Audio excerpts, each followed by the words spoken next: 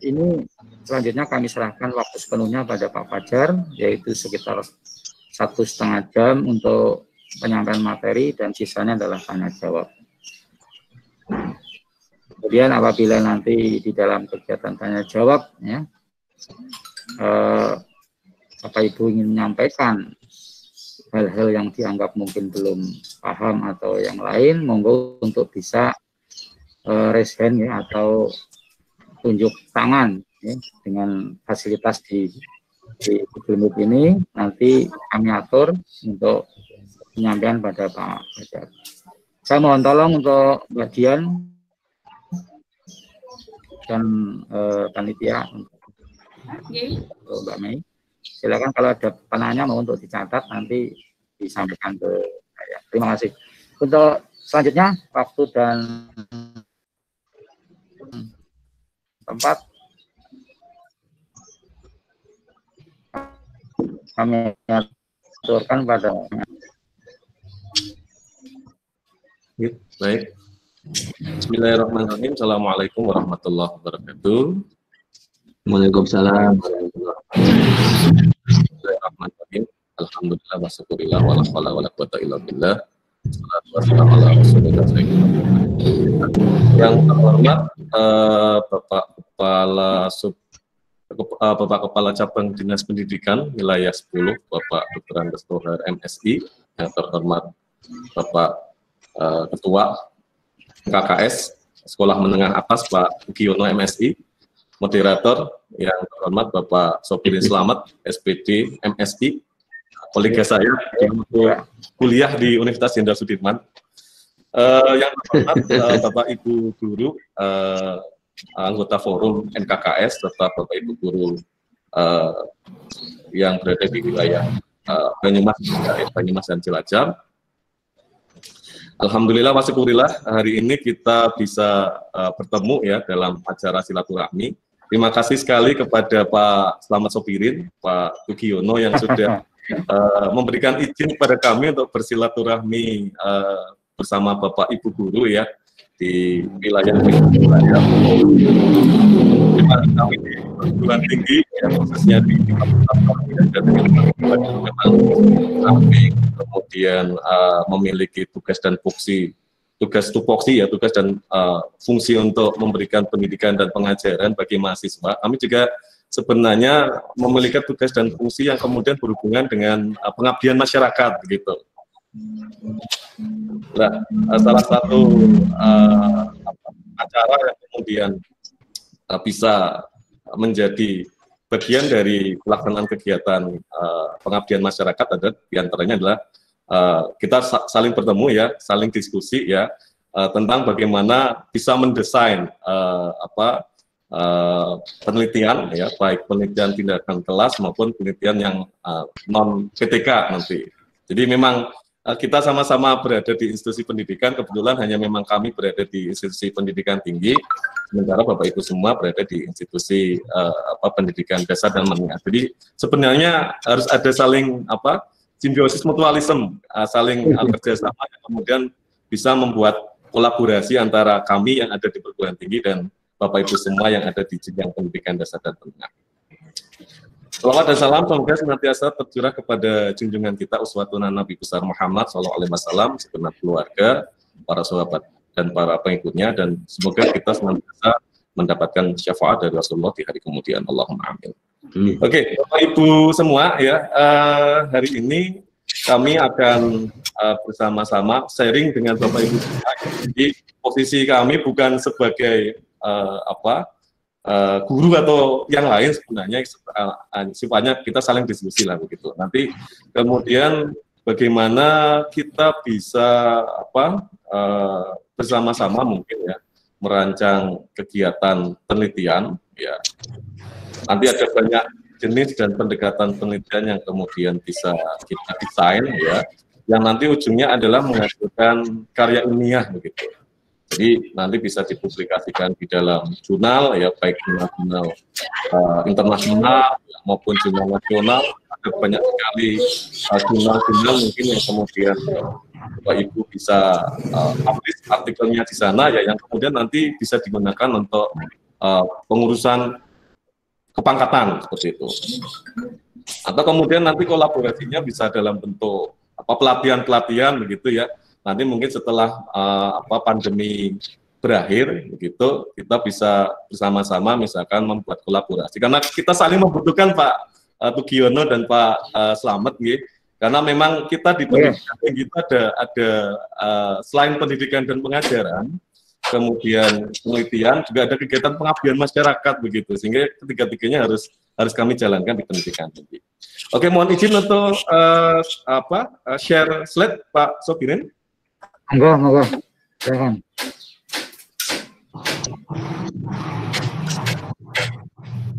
Sebentar, saya buka dulu slide-nya.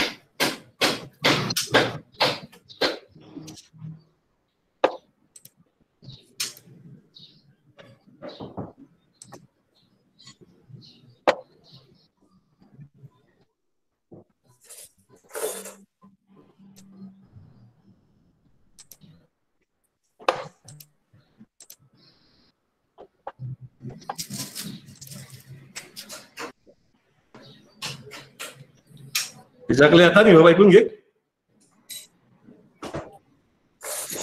Oke, sebelum kami menyampaikan materi, ya mohon izin untuk berkenalan dulu dengan Bapak Ibu semua, meskipun tadi sudah disampaikan oleh Sobirin ya selaku moderator.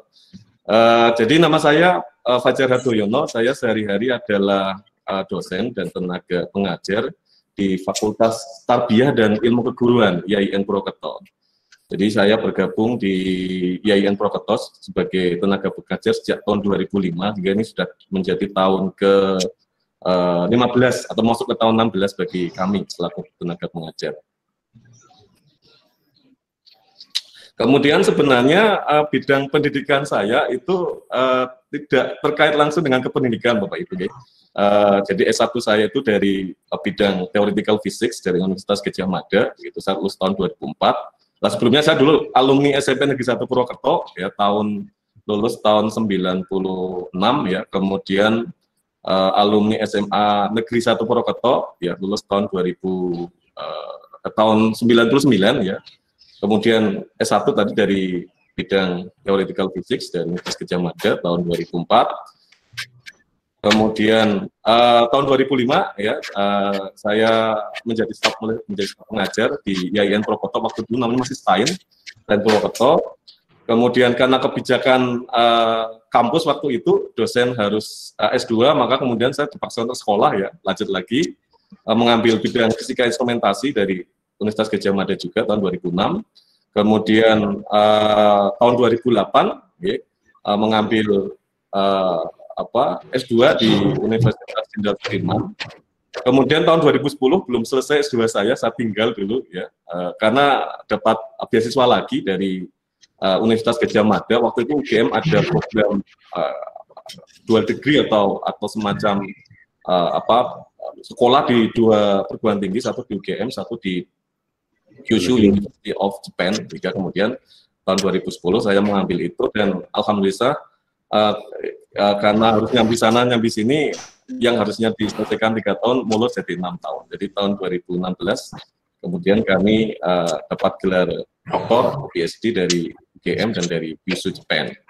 Sehingga kemudian dari sisi bidang penelitian sebenarnya saya lebih dekat kepada penelitian fisika instrumentasi ya, kemudian yang sekarang sedang kami kerjakan yaitu pengembangan untuk uji halal ya di kampus, karena kedepannya kampus kami nanti ketika menjadi UIN itu bisa menjadi partner untuk proses sertifikasi halal yang dilaksanakan oleh BPJPH, Badan Jaminan Produk Halal. Kemudian ke sensor and smart system dan pendidikan fisika. Cuman karena memang tupoksi mengajar kami itu di Fakultas Tarbiyah dan Ilmu Keguruan, maka kemudian mau tidak mau saya harus belajar ya autodidak untuk mempelajari metode dan teknik penelitian yang dekat dengan rumpun-rumpun ilmu kependidikan. Nah, sehari-hari sekarang kantor saya di UPT Teknologi Informasi dan Pangkalan Data di IAIN Purwokerto di Gedung Rektorat, ya, kemudian aktivitas mengajar sebagai dosen ya di jenjang S1, S2 ya, dan insya Allah sebentar lagi mungkin menjadi dosen di jenjang S3 ya di Fakultas Tarbiyah serta di program Pascasarjana YIN Profesor. Oke, Bapak Ibu semua ya, kami di pendidikan tinggi itu ada 3 tugas pokok dan fungsi ya selaku pendidik begitu. Yang pertama adalah melakukan proses pendidikan dan pengajaran. Ini dikenal sebagai fungsi tridharma pendidikan tinggi atau fungsi tridharma perguruan tinggi. Pendidikan itu berarti kami yang kemudian menjadi staf pengajar di perguruan tinggi itu diharuskan untuk studi lanjut ya, minimal memiliki jenjang sampai dengan minimal sekali itu bergelar magister. Karena undang-undang guru dan dosen itu kemudian mempersyaratkan kami staf pengajar di perguruan tinggi itu semuanya untuk minimal itu bergelar magister. Nah, sekarang kebijakan dari Direktorat Pendidikan Tinggi Kementerian Pendidikan dan Kebudayaan serta dari Direktorat Pendidikan Tinggi Keagamaan Islam ya, dari Kementerian Agama itu diarahkan agar sampai dengan 10 tahun ke depan ya, hingga tahun, kalau tidak salah tahun mulai kemarin programnya tahun 2000 sekitar 2018 sampai dengan 2028 atau 2000 maksimal 2030 ya, itu 80% dosen itu harus berpendidikan doktor sebagai salah satu cara untuk meningkatkan kualifikasi tenaga pengajar sekaligus meningkatkan kualitas dari pendidikan tinggi di Indonesia. Kemudian pengajaran itu kami juga sama dengan Bapak Ibu semua di jenjang pendidikan dasar dan menengah, kami memiliki kewajiban untuk mengajar. Cuman Bapak Ibu kalau di pendidikan dasar mungkin siswa SMP, SMA ya, atau SD, ya, kalau kami siswanya dikenal dengan nama mahasiswa gitu, dari mulai grade S1 sampai dengan S3 sampai dengan spesialis misalkan, atau program-program profesi. Kemudian tridharma yang kedua itu kami di pendidikan tinggi itu memiliki kewajiban untuk melakukan penelitian. Jadi penelitian itu sebenarnya adalah menjadi hulu atau menjadi pangkal dari lahirnya sebuah karya ilmiah. Nah, karya ilmiah itu nanti bisa dipublikasikan dalam bentuk jurnal, ya, bisa dipublikasikan dalam bentuk proceeding, gitu, seminar, tapi yang seminarnya itu ada apa? Call paper.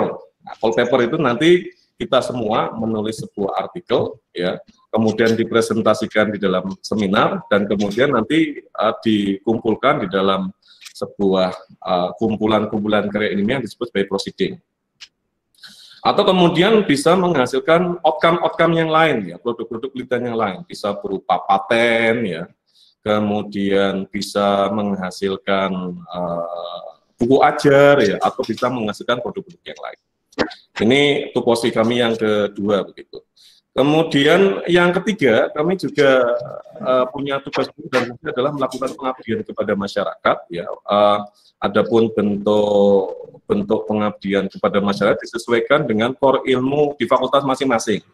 Nah, kalau kami di FTIK, Fakultas Tarbiyah dan Ilmu Keguruan, karena memang core ilmunya adalah bidang pendidikan, terlebih lagi ada bidang pendidikan Islam, maka kemudian salah satu bentuk pengabdian masyarakat yang sedang dirintis oleh fakultas adalah salah satunya adalah membuat MOU, ya, dengan musyawarah kerja guru misalkan dari mulai madrasah, ya, kemudian dalam bentuk hubungan dengan mungkin dengan MKKS SMA yang ada di Banyumas. Kita mari bareng-bareng nanti misalkan melakukan kegiatan yang kemudian harus mensupport antara yang kami di pendidikan tinggi di kampus dia yang Purwokerto dengan Bapak Ibu semua yang ada di jenjang pendidikan dasar.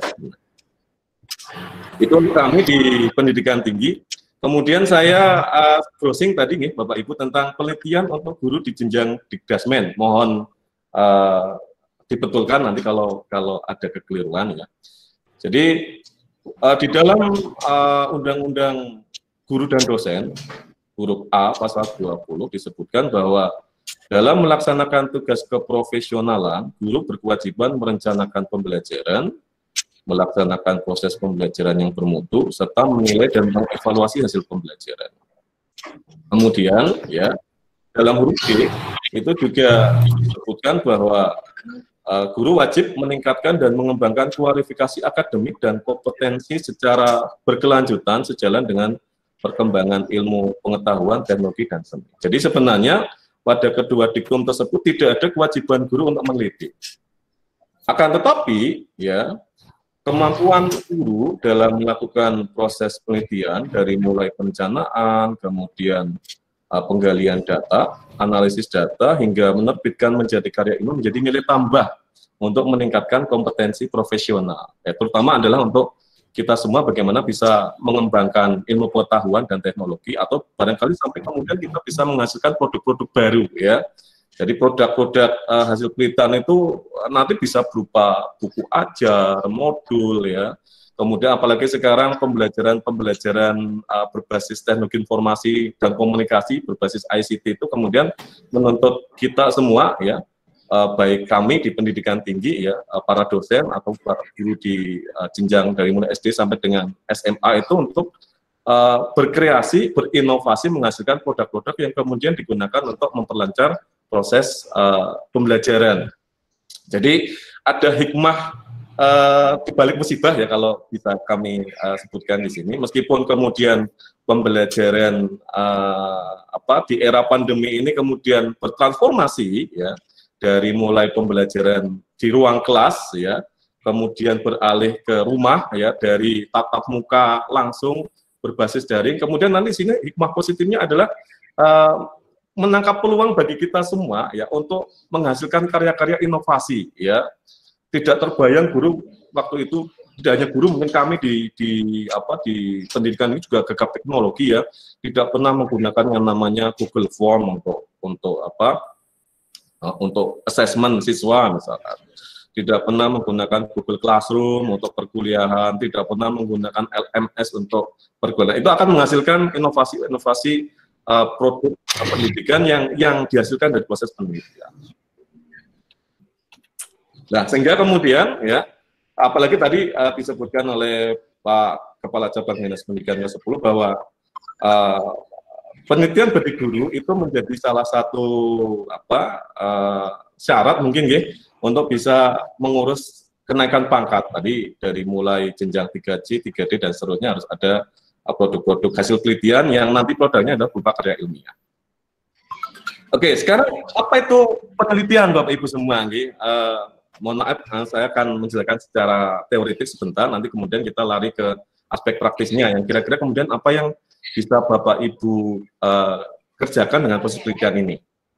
Jadi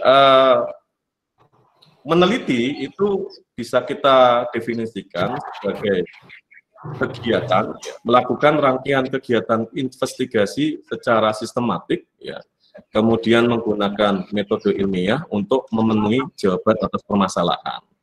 Jadi ada dua kata kunci di sini, ya. Yang pertama adalah sistematik. Sistematik. Jadi Bapak Ibu ketika meneliti itu nanti melewati serangkaian proses yang dikerjakan secara urut atau secara sekuensial. Ya, jadi berurutan, kemudian kita tidak bisa dari tahap ke tahap selanjutnya tanpa kita menyelesaikan satu tahap sebelumnya. Itu kata kunci yang pertama. Kemudian itu menggunakan metode ilmiah. Jadi melaksanakan penelitian itu sudah ada pakemnya atau sudah ada rambu-rambunya, ya, yang kemudian diakui sebagai metode penelitian yang standar. Kemudian juga dilakukan secara empiris, artinya berbasis data yang Bapak Ibu atau yang kita peroleh, ya, melewati proses wawancara atau proses ya, atau misalkan pembagian paket dan sejenisnya yang dilakukan dengan menggunakan panca indera kita, gitu. Nah, nanti goalnya, ya, atau outcome-nya atau output-nya di sini, ya, proses penelitian sebenarnya adalah bagian dari hulu. Nah, hilirnya ini yang kemudian nanti digunakan untuk digunakan untuk pengangkatan dan sebagainya. Yang pertama adalah mengajukan laporan hasil penelitian, itu bagian dari kegiatan-kegiatan, apalagi kemudian misalkan kalau penelitian-penelitian itu penelitian yang didanai entah dari APBN, APBD, atau kemudian lembaga-lembaga yang memberikan support ya, atau memberikan sebagai pemberi dana untuk penelitian, maka harus ada laporan penelitiannya. Tapi di sini laporan penelitian itu untuk kami di jenjang pendidikan tinggi itu tidak memiliki nilai QUM yang tinggi ya. Yang memiliki nilai QUM yang tinggi itu adalah kemudian menghasilkan publikasi di jurnal ya.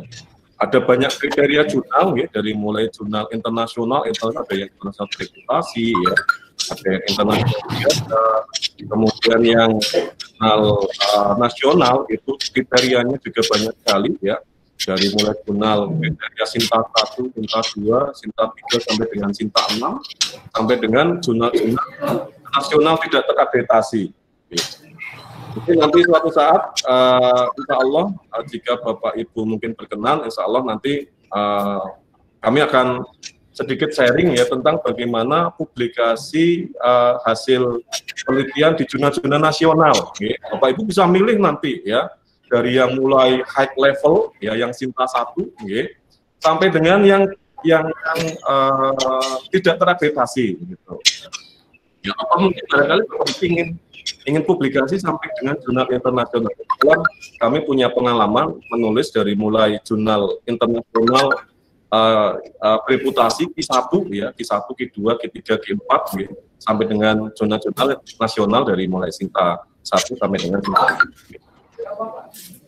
Kalau selain publikasi di jurnal, itu juga nanti bisa menghasilkan modul ajar ya, modul ajar itu juga dari penelitian ya. Kemudian paten, cuma kalau paten ini biasanya penelitian-penelitian yang berhubungan dengan scientific ya, berhubungan dengan teknologi ya, atau produk-produk scientific ya. Kalau sosial relatif jarang menghasilkan paten. Dan secara umum itu nanti akan menghasilkan teori baru serta pengetahuan baru. Jadi kalau di tingkat doktoral, misalkan Bapak Ibu nanti ke tingkat doktoral, misalkan nanti ada penelitian disertasi, selain goalnya ini adalah laporan hasil penelitian dalam disertasi ya, kemudian publikasi di jurnal, itu harus mampu untuk menghasilkan teori baru. Karena penelitian-penelitian di tingkat doktoral itu ada sesuatu hal yang harus diwujudkan, adalah novelty atau kebaruan. Jadi kebaruan ini akan menghasilkan teori baru atau pengetahuan baru. Nah, jadi kata kunci yang pertama ini ada dua kata kunci ketika orang meneliti. Yang pertama adalah sistematik, ya, jadi dilakukan melewati serangkaian proses yang dilakukan secara urut. Jadi tidak boleh melompat-lompat. Nah, urutannya apa Bapak Ibu? Nah, ini kira-kira urut-urutannya yang kemudian harus dilakukan secara urut, ya. Yang pertama dari mulai penggalian ide atau topik, ya, penggalian ide atau topik. Bapak Ibu slide-nya bisa dilihat, ya?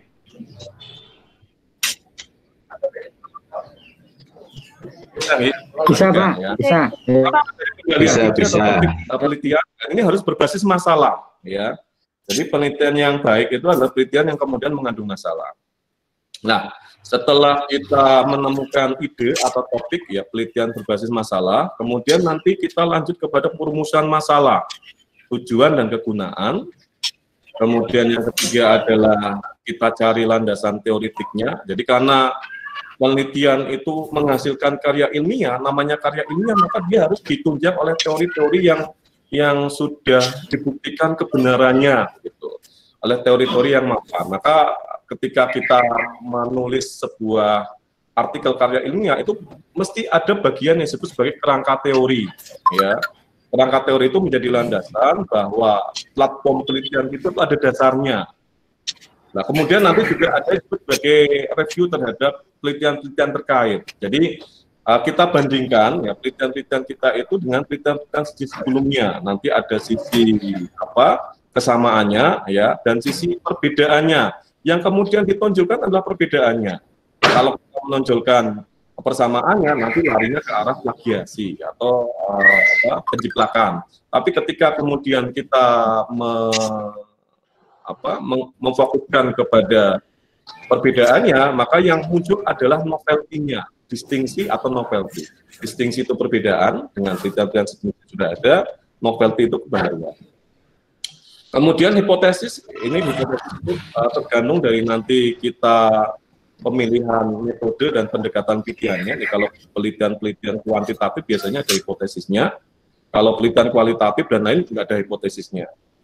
Kemudian berikutnya adalah memilih jenis ya pendekatan dan metode penelitian. Nanti ada sekitar 5 jenis penelitian yang Bapak Ibu bisa pilih ya.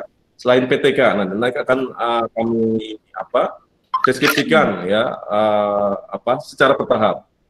Kemudian ketika kita memilih jenis pendekatan dan metode penelitian, selanjutnya adalah proses penggalian data ya. Penggalian data dan penentuan variabel di sini ya. Nanti larinya kepada misalkan bagaimana sampel itu didesain ya. Kemudian bagaimana untuk pembuatan instrumen dan sebagainya. Jadi perbedaan pemilihan jenis pendekatan dan metode penelitian akan berakibat pada perbedaan penentuan sampel dan pembuatan instrumennya. Langkah selanjutnya adalah analisis data. Analisis data juga tergantung dari jenis pendekatan dan metodenya. Ya. Kemudian penarikan kesimpulan dan terakhir adalah penyusunan laporan dan publikasi. Nah, ini harus urut nih Bapak Ibu ya dari pertama sampai dengan 9. Maka saya sebut sebagai urutan-urutan yang sekuensial. Jadi tidak bisa kita lompati dari satu tahap ke tahap berikutnya tanpa bisikan tahap berikutnya. Nah, yang pertama adalah penggalian ide atau topik. Jadi penelitian yang baik, ya, yang kemudian menghasilkan publikasi yang diterima di jurnal-jurnal bereputasi, ya, baik nasional maupun yang internasional, itu adalah penelitian berbasis masalah, Bapak Ibu. Ya, jadi penelitian-penelitian yang kemudian baik, ya, menurut reviewer, ya, itu adalah penelitian-penelitian berbasis masalah. Nah, apa itu masalah di dalam penelitian? Ya, saya kategorikan menjadi 3. Yang pertama, ya, permasalahan itu adalah kita mampu mencari gap ya, atau kesenjangan antara desain dengan metode. Ya, kesenjangan antara realita dan idealita.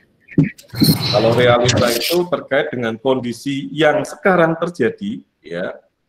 Kalau idealita itu kondisi yang diharapkan.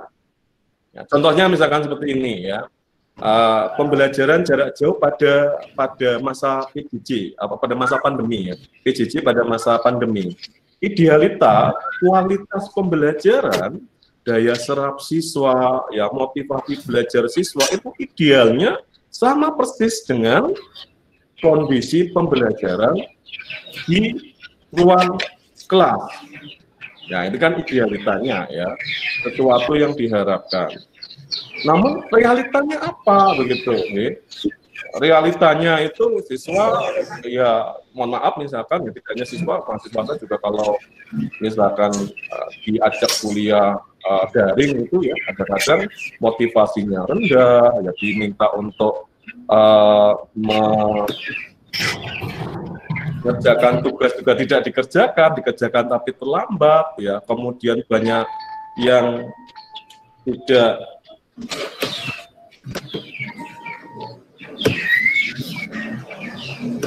gabung di dalam perkumpulan dan sejenisnya itu. Kemudian dari sisi daya serap, ya, daya serap, kemampuan dan sebagainya itu turun begitu. Lah, ini kita jejerkan, ya. Gap atau kesenjangan ini antara realita kondisi-kondisi yang terjadi, ya, dengan kondisi yang kita harapkan. Kita akan cari penyebabnya kira-kira apa, ya. Kenapa kemudian PJJ di masa pandemi ini, ya, kemudian tidak menghasilkan output pembelajaran sesuai yang diharapkan. Nah, ini bagian dari masalah yang kemudian akan kita coba untuk teliti. Nah, nanti endingnya ketika kita melakukan proses penelitian, kita melakukan pengumpulan data, misalkan dengan menyebar angket, ya, kepada siswa, nanti akan ditemukan faktor-faktor utama, misalkan apa yang menjadi hambatan utama dalam proses pembelajaran jarak jauh pada masa pandemi sedemikian rupa sehingga output atau kualitas pembelajaran itu tidak sesuai yang diharapkan. Ini yang pertama, ya. Jadi Bapak Ibu nanti bisa memilih atau mencari gap atau kesenjangan antara dosen gasolen antara realita dengan idealita. Kondisi yang terjadi dibandingkan dengan kondisi yang diharapkan. Yang kedua itu masalah itu bisa bersifat uniqueness. Ya, uniqueness itu adalah ditemukannya kondisi unik, ya, khas, unggul, dan jarang terjadi di tempat yang lain. Ya, sebagai contoh misalkan, ya,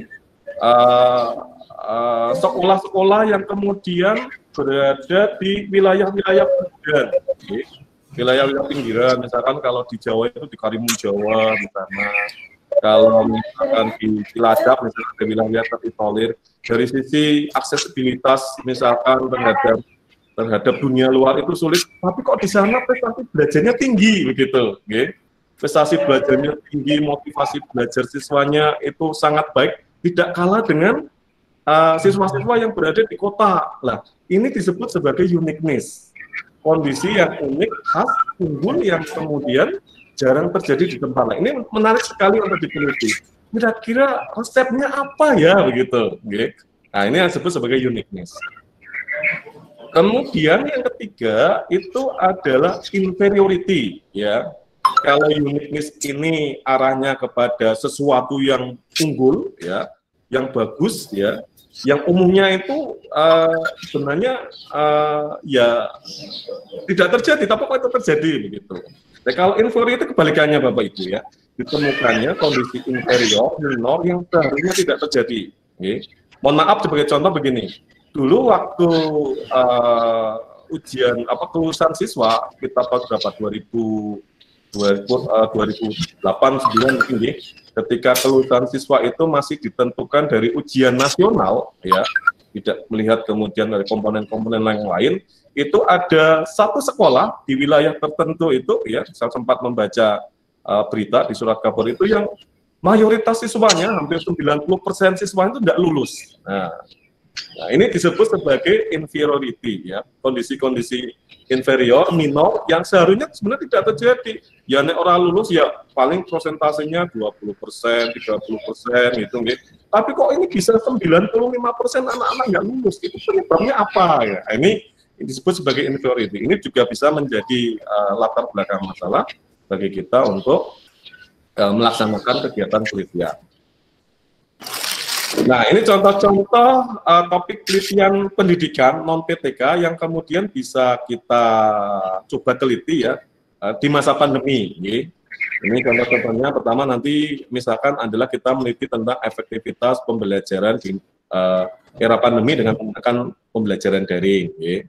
Kemudian problematika pembelajaran daring bisa dari sisi guru sebagai pendidik, ya, bisa dari sisi siswa, ya, bisa dari sisi orang tua, atau kemudian mau kita blendedkan, ketiga-tiganya kita analisis.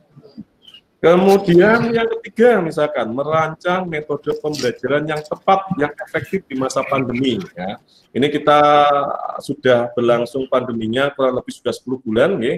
Nanti tepat setahun tanggal 16 Maret kalau nggak salah. Dan ini dari proses evaluasi yang akan setelah kita lakukan, kira-kira resepnya apa, ya. Kemudian metode pembelajaran yang tepat di masa pandemi. Kemudian berikutnya adalah misalkan tentang motivasi belajar siswa di masa pandemi, ya, tingkat aksesibilitas siswa terhadap moda pembelajaran daring, ya. Nanti bisa kita lakukan survei karena Bapak Ibu memiliki siswa yang kemudian punya distingsi yang berbeda-beda, sangat heterogen, ya, dari sisi misalkan pendapatan orang tua, kemudian dari sisi sebaran wilayah dan sebagainya. Nanti kita bisa petakan tingkat aksesibilitasnya. Berapa persen yang bisa mengakses misalkan, ya, moda-moda pembelajaran daring. Atau misalkan pengembangan learning management system atau LMS, ya, untuk mendukung proses pembelajaran daring di sekolah, ya. Misalkan nanti sekolah-sekolah unggulan, ya, atau sekolah-sekolah yang memiliki proyek misalkan, ya, bisa membuat atau mengembangkan learning management system sebagai sebuah peranti, ya, yang digunakan oleh guru dan oleh siswa dalam proses pembelajaran daring. Ini kira-kira topik-topik dan lain sebagainya. Nanti ada berbagai contoh lagi di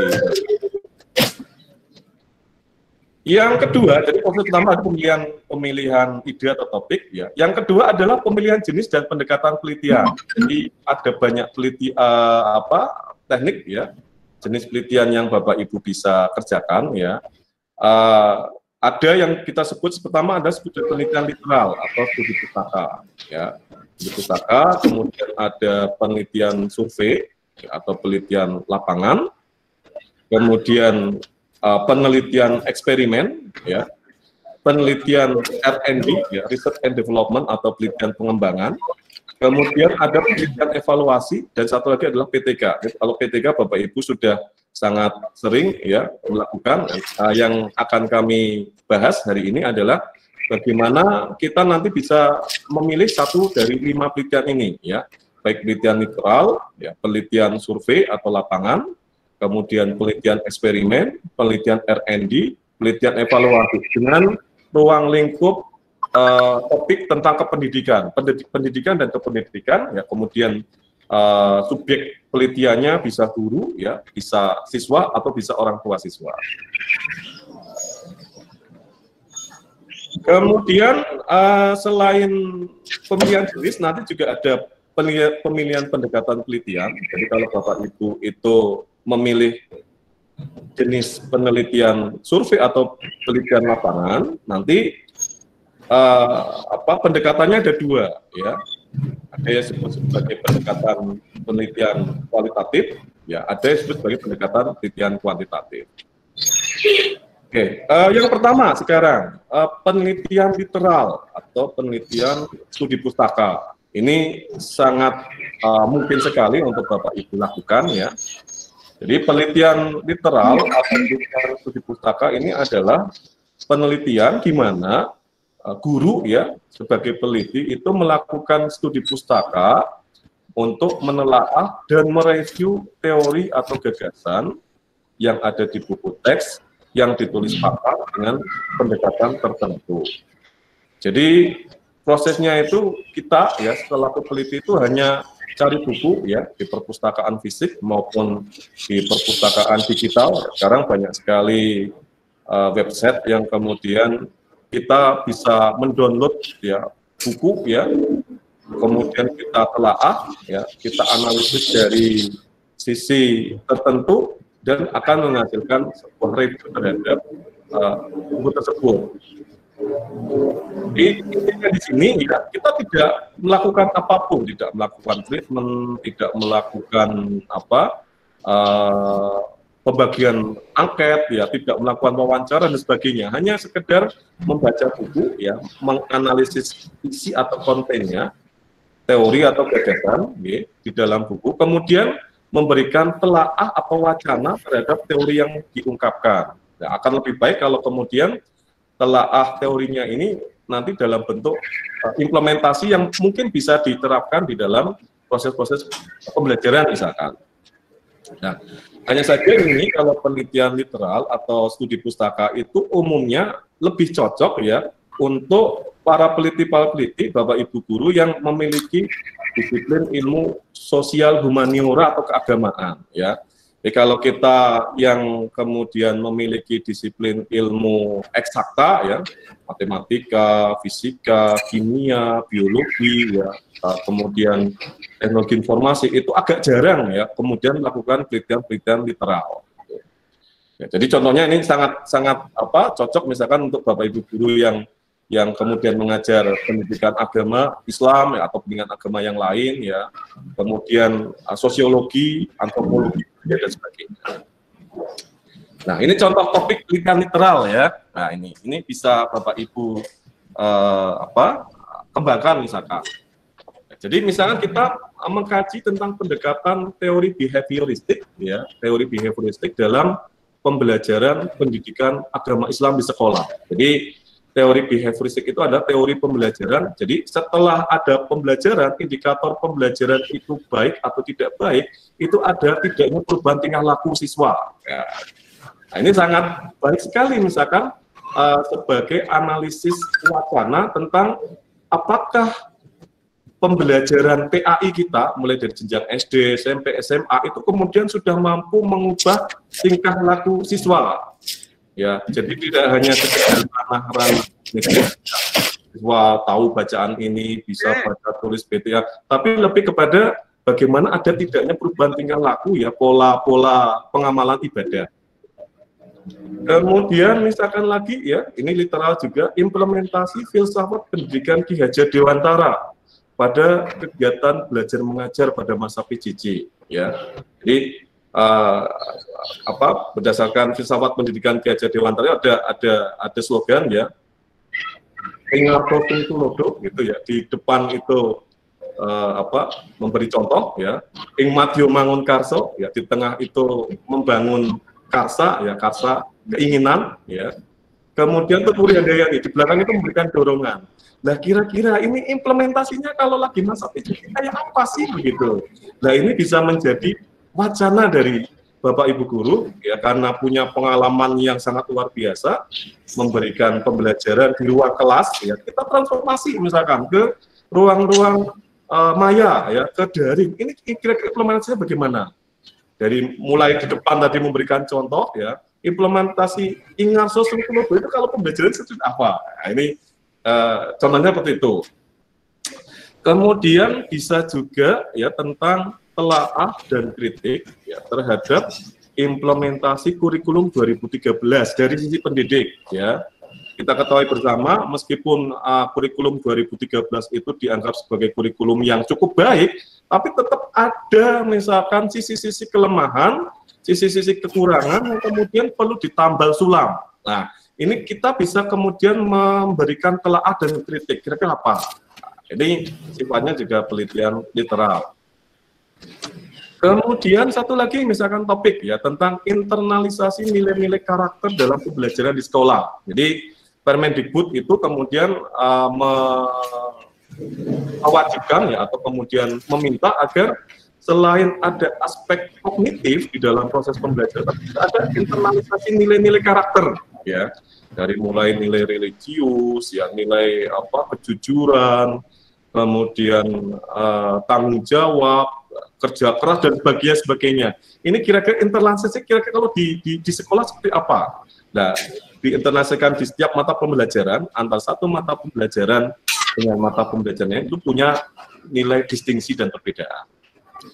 Nah, jadi ini contoh-contoh dari topik-topik penelitian literal atau penelitian studi pustaka. Jadi relatif sangat sederhana sekali nih, Bapak Ibu hanya tinggal mencari buku-buku textbook ya, di perpustakaan fisik ya, maupun online juga banyak sekarang, dianalisis kontennya, isinya, nah kemudian dibandingkan dengan kondisi kita, muncul wacana apa kira-kira yang kemudian bisa menjadi telaah terhadap isi dari teori buku tersebut. Itu yang pertama, penelitian literal. Kemudian berikutnya itu adalah penelitian survei. Nah, ini yang sering menjadi favorit ya bagi para peneliti, karena banyak penelitian yang kemudian secara proporsi itu banyak lari ke penelitian survei. Ya, penelitian survei ini adalah penelitian di mana peneliti terjun ke lapangan untuk memperoleh data secara empirik. Jadi ada kata-kata kunci empirik ini nih, Bapak Ibu. Jadi empirik itu adalah mengumpulkan data dengan menggunakan pengamatan panca indera untuk menjawab rumusan masalah yang dikemukakan di awal penelitian. Nah, jadi diawali dengan adanya objek penelitian yang menarik ya. Tadi objek penelitian menarik berarti objek penelitian yang kemudian berbasis masalah ya. Kemudian setelah menemukan objek penelitian yang menarik akan menghasilkan topik-topik penelitian atau ide-ide penelitian. Okay.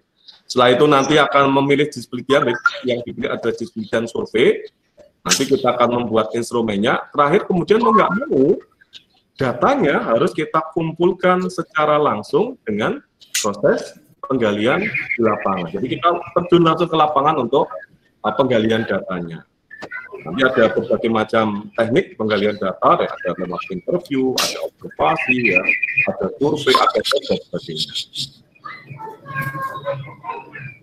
Nah, penelitian survei itu punya dua pendekatan. Nah, ini agak berbeda ya Bapak Ibu. Yang pertama adalah penelitian kualitatif pendekatannya. Ya. Jadi penelitian kualitatif itu adalah pendekatan penelitian survei di mana peneliti mencoba untuk memahami dan menerangkan fenomena sosial yang terjadi dengan sekecil mungkin gangguan terhadap setting alamiahnya. Jadi penelitian itu sangat alamiah, tidak kemudian diberi perlakuan khusus. Lah kemudian di dalam pendekatan penelitian kualitatif ini, peneliti itu berusaha untuk menjelaskan atau mengkonstruksi secara detail. Nah, ini kata kuncinya nih Bapak Ibu, menjelaskan atau mengkonstruksi secara detail gejala-gejala sosial pada objek penelitian yang menarik untuk diteliti. Nah, ini nama lainnya, ada penelitian naturalistik, ya, grounded research, ya, kualitatif, ya, fenomenologis, etnografis, hermeneutik dan sebagainya. Ya, jadi kata kuncinya di sini, misalkan kita meneliti tentang proses pembelajaran, ya, di ruang kelas, ya, dalam masa non pandemi, kita jabarkan secara detail. Dari mulai proses perencanaannya seperti apa, ya, kemudian nanti ketika inti pembelajarannya seperti apa, kemudian sampai dengan penutup evaluasinya kita jelaskan ya dari hulu sampai hilir secara detail. Ini pendekatan kualitatif. Kemudian ciri-cirinya, nih, ya, ciri-cirinya. Yang pertama adalah mengkonstruk realitas makna sosial budaya, karena tujuan dari penelitian survei dengan pendekatan kualitatif kita dapat konstruknya, dapat kita secara detail, ya, realitas apa saja ya yang terjadi pada responden, ya. Misalkan kita ingin meneliti ya apa yang dilakukan siswa, okay, pada masa pandemi bisa datang ke siswa ya. Hanya kamu kalau pagi lagi ngapain aja, terus pada saat proses pembelajaran apa yang kamu lakukan, ya? Apakah belajar sendiri, membaca sendiri, kesadaran sendiri, ya? Kemudian apakah harus dioprak-oprak oleh orang tua, kemudian bagaimana ketika Pak Guru atau Bu Guru memberikan tugas, apa dikerjakan sendiri atau dikerjakan oleh orang tua, kita konstruksikan secara detail, seperti itu.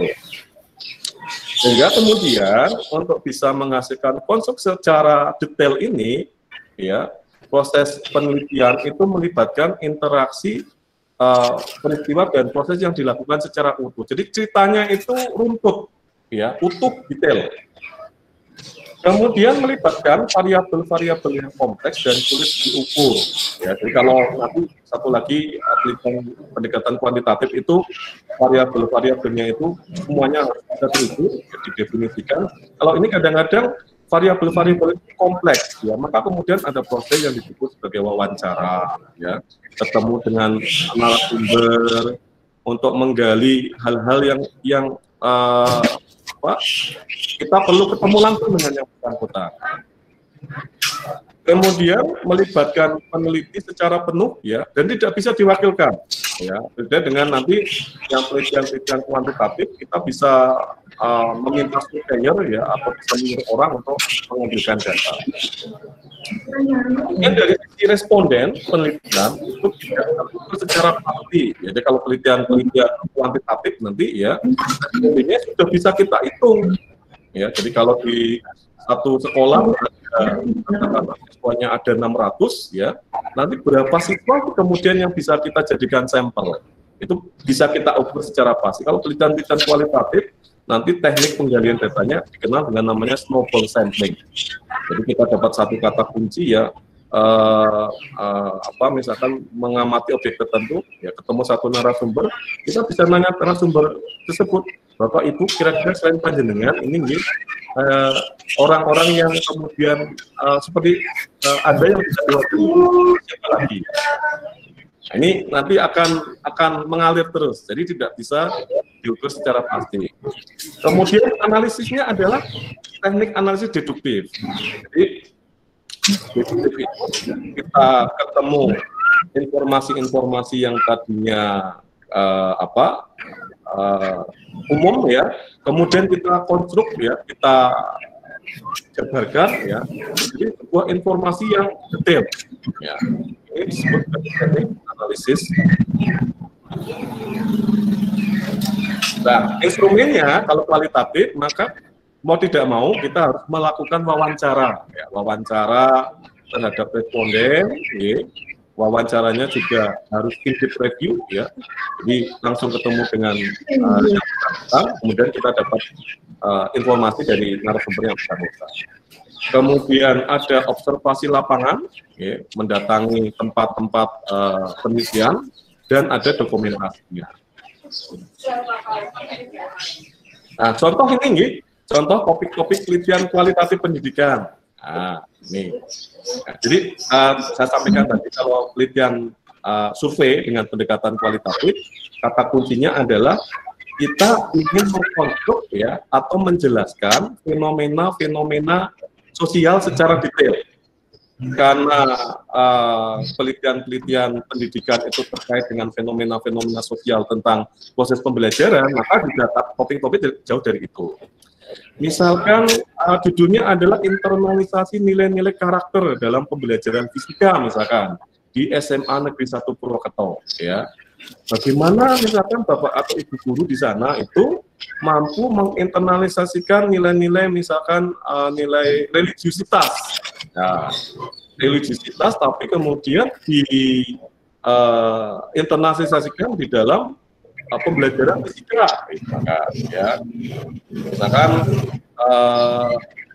kita bisa mensitir misalkan ya ayat-ayat tertentu di dalam Al-Quran yang terkait dengan teori-teori fisika, misalkan, ya.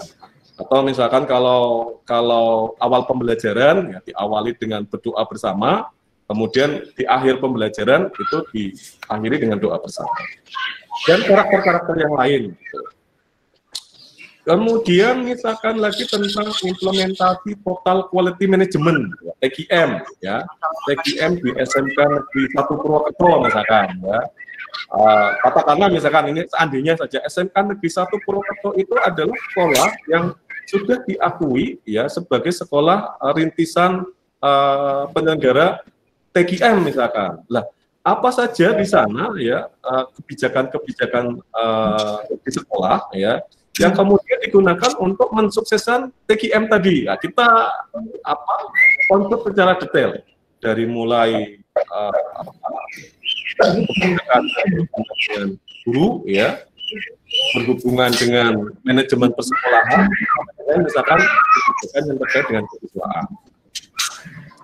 Kemudian lagi contohnya adalah implementasi pendekatan saintifik ya dalam pembelajaran biologi di kelas 11 SMA Muhammadiyah 1 Purwokerto. Jadi dari pendekatan saintifik itu ada 5M, ya. Ada mengamati, ya, kemudian ada menanya, ada mengasosiasi, ada menghafal, ada mengkomunikasikan. Nah, ini implementasinya bagaimana? Nah, itu contoh dari penelitian-penelitian yang sifatnya kualitatif, ya. Kemudian lagi contohnya ya, peran bimbingan counseling dalam pendampingan pemilihan jurusan di perguruan tinggi bagi siswa kelas 12. Ya, studi kasus bimbingan counseling di SMA Negeri dan Swasta di Purwokerto. Nah, nanti Bapak Ibu bisa mengambil sampel misalkan responden ya. Guru-guru BK di SMA Negeri dan Swasta Purwokerto. Apakah kemudian ada distingsinya dalam pola-pola pendampingan pemilihan jurusan? Gitu. Nah, kita konstruk, ya, kita narasikan secara detail. Kemudian lagi, ya, problematika pembelajaran daring di era pandemi COVID-19, tinjauan dari sisi pendidik misalkan, ya, kita akui bersama, ya. Mau tidak mau, pembelajaran daring di era pandemi COVID itu punya banyak sekali sisi kelemahan ya dan kesulitan. Nah, ini kita bisa konstruk ya problematika itu dari sisi pendidik. Nah, nanti kita bisa mencari responden, mungkin teman-teman dari Bapak Ibu sendiri ya saling bertanya. kira-kira problematikanya itu ada problematika mayo ya yang utama, kemudian ada problematika yang kecil. Nah, kemudian menjadi sebuah telaah ya analisis tentang problematika secara umum. Ini yang contoh-contoh untuk topik penelitian kualitatif.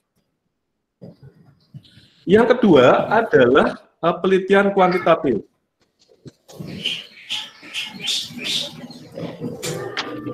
Nah, berbeda dengan penelitian kualitatif, ya. Kalau penelitian kuantitatif itu adalah pendekatan penelitian survei, di mana peneliti itu mencoba untuk menggeneralisasi. Nah, ini kata kuncinya adalah generalisasi. Kalau kualitatif tadi mengkonstruksi secara detail, kalau ini adalah menggeneralisasi fenomena sosial yang terjadi pada ruang sampel atau ruang populasi dengan menggunakan parameter-parameter angka. Nah, karena pakai parameter-parameter angka, ilmu yang sudah mapan, ya, yang untuk digunakan untuk analisis data itu adalah menggunakan statistik. Nah, cirinya ini ya, gejala-gejala sosial yang terjadi itu dikuantisasi, Bapak Ibu. Dikuantisasi itu adalah diubah dari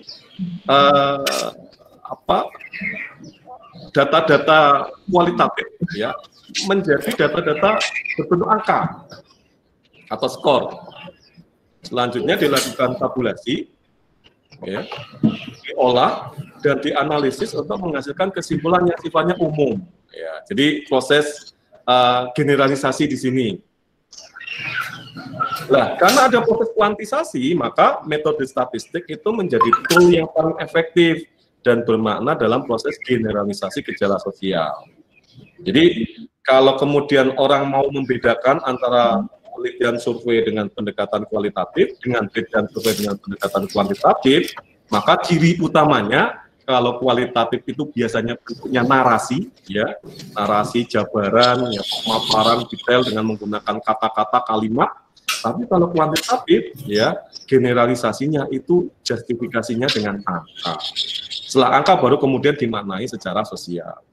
Nah, contohnya ini analoginya nih, saya punya jeruk ini nih, dalam berbagai macam keranjang di sini, keranjang 1, keranjang 2, keranjang 3, 4, 5, 6, 7, 8, 9, 10, 12 keranjang misalkan. Ya, kemudian kita diminta untuk ini kecenderungan rasa jeruknya sih apa ya? Apa manis banget? Apa sedang biasa-biasa saja? Apa kecut banget? Nah, maka caranya biasanya nanti pakai tester, ya, di sampling, ya, tidak mungkin semuanya dicicipi jeruknya. Dari ini, ya, misalkan dari keranjang 1 ini, ya, kita aduk, ambil misalkan 5 saja, cicipi. Oh, jeruk pertama manis, ya, oke lah manis, kita kasih skor 4. Ambil lagi yang kedua, ini kecut banget ya, kita kasih skor 1. Ambil lagi yang ketiga, sedang, kita kasih skor 3. Terus begitu, ya, urut dari mulai keranjang 1 sampai dengan keranjang ke-12. Ya, masing-masing keranjang katakan diambil 3 jeruk. Nah, kemudian kesimpulannya apa gitu? Okay. Kesimpulannya setelah dihitung tadi, ya, ketemu rata-rata kok 3,5 gitu. Ini jeruknya skornya adalah 3,5. Berarti kecenderungan ini dengan teknik sampling sederhana, kecenderungan antara sedang sampai dengan. Nah, ini disebut sebagai proses generalisasi.